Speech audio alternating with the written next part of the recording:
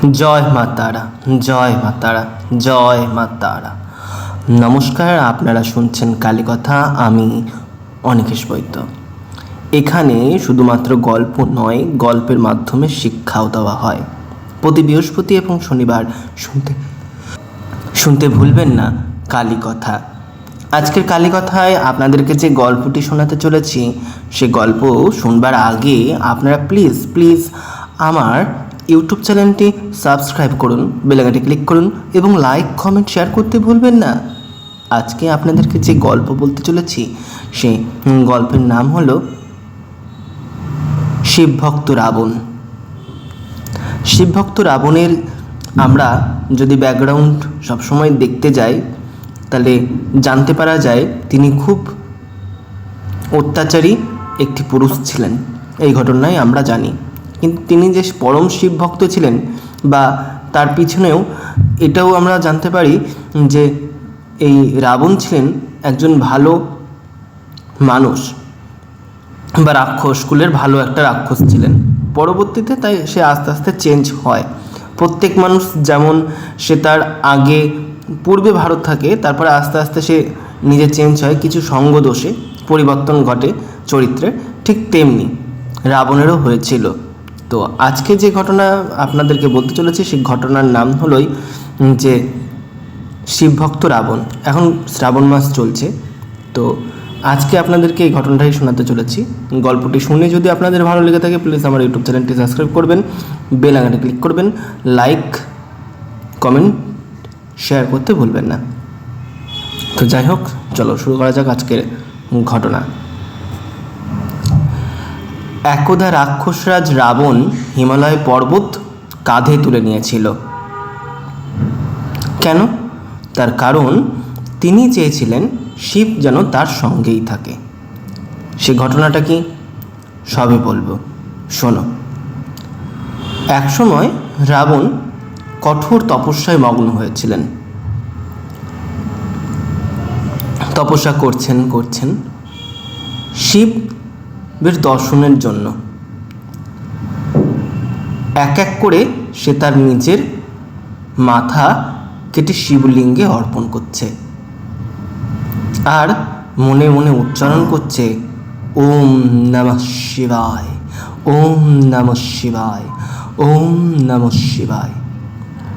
এরপর ভগবান শিব যখন দেখলেন তার 9টা মাথা সে কেটে অর্পণ করে দিয়েছে এবং তার একটি মাত্র মাথা অবস্থিত রয়েছে, মানে 10ম যে মাথাটি সেটা অবস্থিত আছে, তখন শিব তার এই তপস্যায় সন্তুষ্ট হয়ে তার সামনে উপস্থিত হন।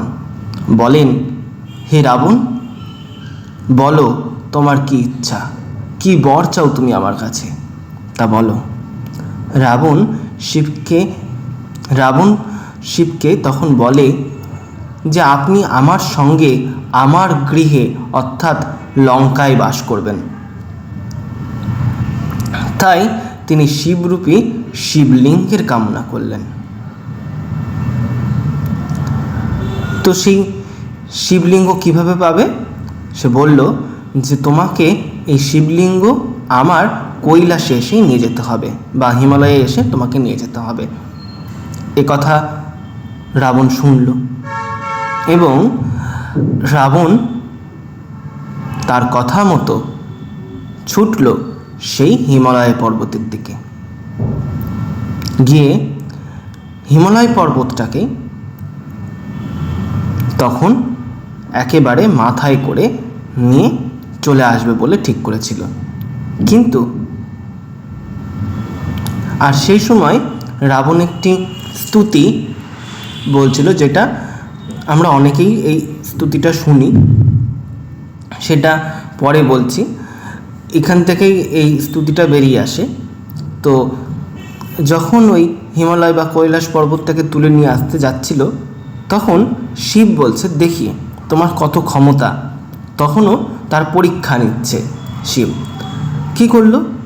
চারিদিকে পাহাড় পর্বত কেঁপে উঠছে, সেই কৈলাস পর্বতটাকে তুলে নিয়ে আসছে এমন সময়। তো এইদিকে দেবী পার্বতী, গণেশ, কার্তিক এরা সবাই ভয় পাচ্ছে পাচ্ছে যে কেন এইভাবে কাঁপছে। তখন মহাদেব বললেন যে আমার এক ভক্ত, দেখো যে সে এতটাই পাগল, আমাকে এতটা ভালোবাসে, যে কারণে সে কৈলাস পর্বত তুলে নিয়ে গিয়ে সে তার লঙ্কায় স্থাপন করবে বলে ঠিক করছে।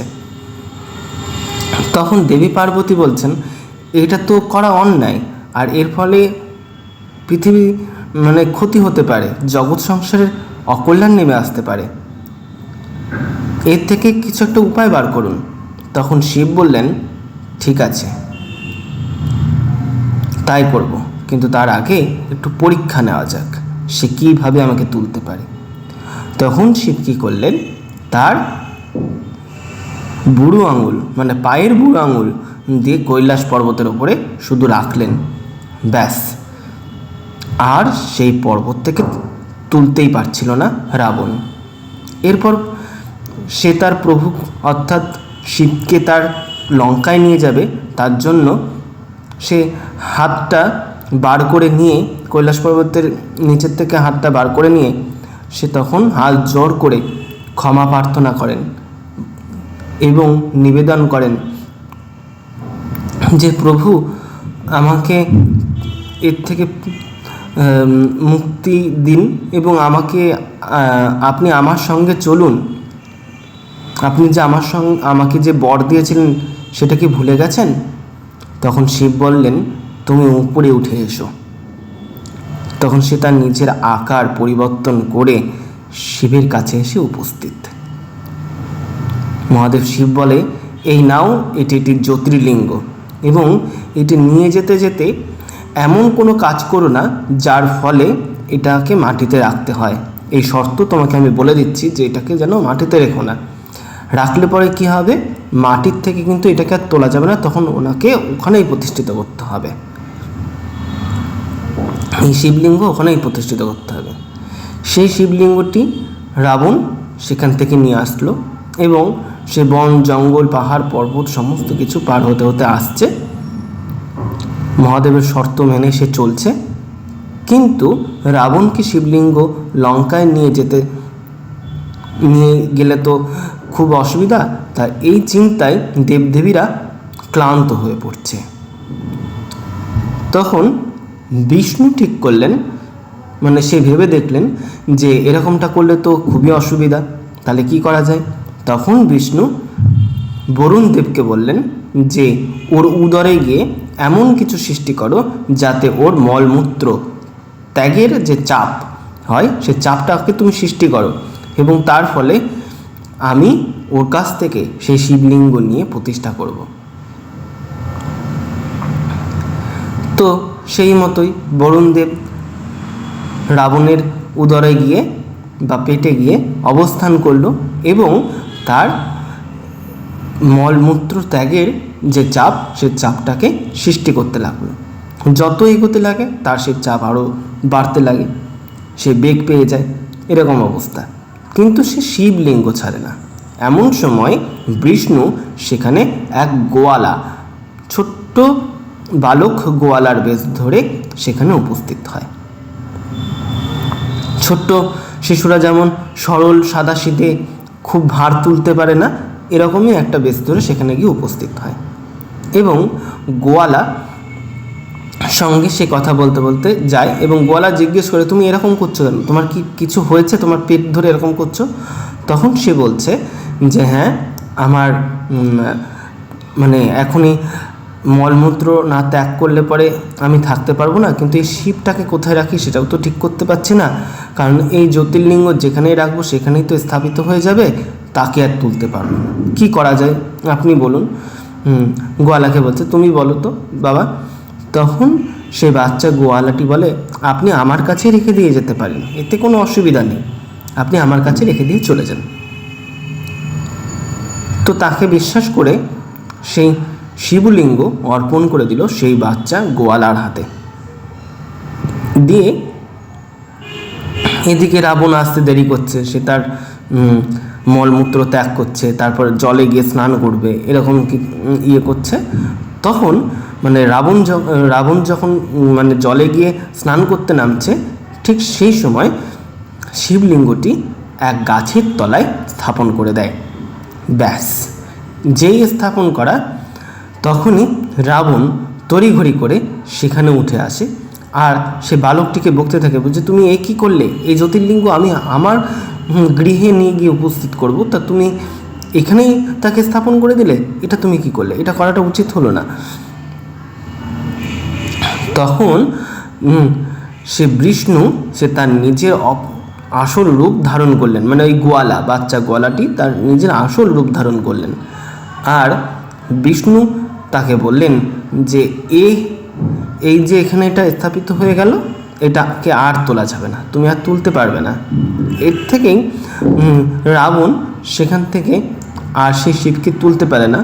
আর এর ফলে এখানে যে লোকই আসে না কেন তার সমস্ত রোগ, মানে এই রোগগুলো কেটে যায়, যে জন্য এই স্থানের নাম হয় বৈদ্যনাথ ধাম। এবং আরও একটি নাম হয় রাবণের নাম অনুসারে, যেহেতু রাবণ তার শিবলিঙ্গ নিয়ে এইদিকে আসছিল, তাই এই জায়গার নাম হয় রাবণেশ্বর ধাম। তো আজকের ঘটনাটি শুনে কেমন লাগলো তা জানাতে ভুলবে না। জানাতে হলে প্লিজ আমার ইউটিউব চ্যানেলটি সাবস্ক্রাইব করো, বেল আইকনটি ক্লিক করুন এবং লাইক কমেন্ট শেয়ার করতে ভুলবে না। জয় মাতারা, জয় মাতারা, জয় মাতারা।